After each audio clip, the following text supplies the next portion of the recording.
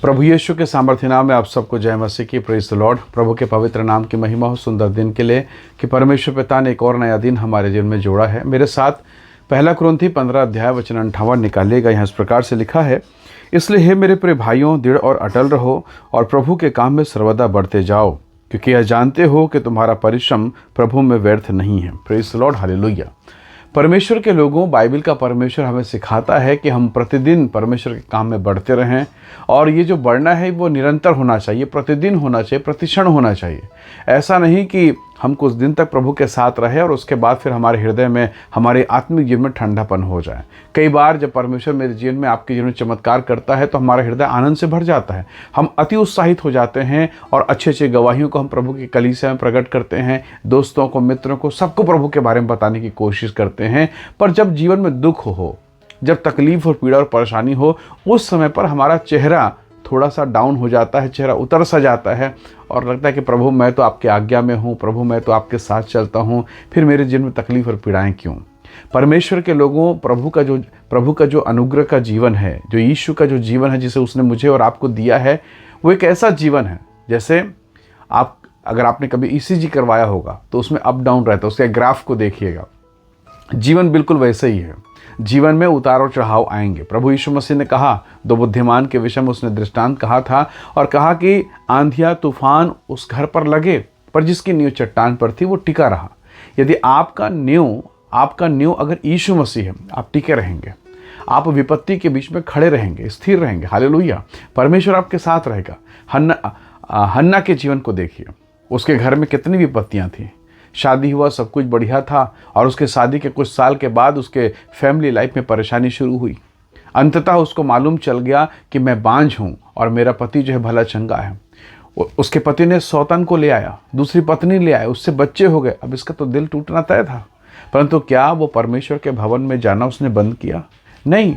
क्या उसने प्रार्थना करना बंद किया? बिल्कुल नहीं। वरन उसकी प्रार्थना और तेज हो गई। उसको मालूम है कि प्रभु जी, मेरा शरीर अच्छा नहीं है। मैं जानती हूँ प्रभु, मेरे शरीर में बीमारी है, मेरे शरीर में समस्या है, मैं बांझपन के श्राप से जी रही हूँ, मैं उस पीड़ा, उस दर्द को, उस बांझ की बीमारी से जी रही हूँ। प्रभु, ये श्राप, ये कर्सेस मेरे जीवन से दूर हो। वो और लगातार प्रार्थना में बढ़ती गई। सोचिए, अगर वो प्रार्थना नहीं करती तो क्या होता। वो प्रार्थना में बढ़ती गई और एक दिन परमेश्वर ने उसकी प्रार्थना को सुना और उसे शमूएल जैसा महान भविष्यवक्ता दिया। एक अभिषिक्त दास का, एक अभिषिक्त जन का माँ बनने का सौभाग्य उसे मिला। पर कैसे? वो विपत्ति में, नकारात्मक भाव में भी वो प्रार्थना में बनी रही। उसने अपने पाँव को पीछे नहीं लिया, उसने उपवास को बंद नहीं किया। होता क्या है मेरे और आपके साथ में, अगर आज मन खराब है तो शाम की प्रार्थना में हम नहीं बैठेंगे, सुबह की प्रार्थना में मन नहीं लग रहा है। क्यों? क्योंकि मन खराब है, सब कुछ ठीक नहीं चल रहा है। परमेश्वर के लोगों, यही तो शैतान चाहता है कि जब आपके साथ चीज़ें सही ना चले, आप प्रार्थना बंद कर दें, ताकि शैतान को आपके घर में आतंक मचाने का, उत्पात मचाने का मौका आप दें।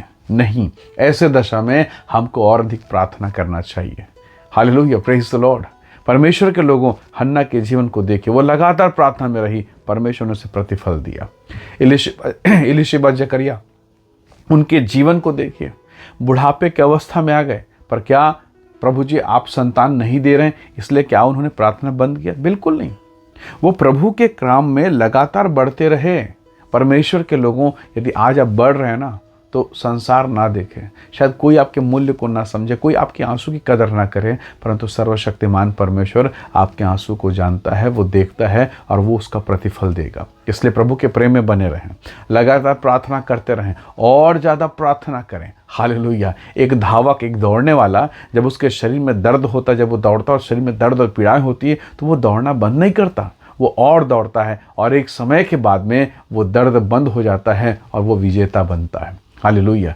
जब मेडल और शील्ड मिलता है, लोग ताली बजाते हैं, पर उन दिनों को देखो जब वो गिरता था, बार बार गिरता था, उड़ता था, दौड़ता था, शरीर और मांसपेशी और मसल्स और हड्डी के दर्द को बर्दाश्त करता था, उसको कोई नहीं जानता। प्रभु के लोगों, आज आप परमेश्वर के साथ चल रहे हैं, आपकी कलीसिया, आप एक हो सकता है आप सेवक हों, बहुत प्रकार की पीड़ाओं से अगर गुजर रहे हैं, आपके दर्द को सर्वशक्तिमान जानता है, भले संसार ना जाने। आइए इस समय हम दुआ करें और प्रभु से सामर्थ्य और शक्ति मांगे कि परमेश्वर विपरीत दशा में अपने अपने काम में बढ़ने में हमारी सहायता करें। आइए दुआ करें। सर्वशक्तिमान परमेश्वर पिता, मैं अपने प्रिय भाई बहनों को, इन तमाम भाइयों और बहनों को जो इस समय इस वचन, इस वीडियो संदेश को देख रहे हैं, मैं आपके हाथों में सौंपता हूँ प्रभु। हर एक नकारात्मक, हर एक निराशा की बात इनके जीवन से दूर हो जाए और सब प्रकार के अंधकार की शक्ति, दुष्ट आत्मा के सामर्थ्य, रोग, बीमारी, हर एक श्राप, हर एक कर्ज, हर एक तकलीफें, हर एक बांझपन, नाना प्रकार के रोग प्रभु यीशु के नाम से दूर हों और ये महिमा से, ये आशीष से, ये सामर्थ्य से परिपूर्ण होने पाए।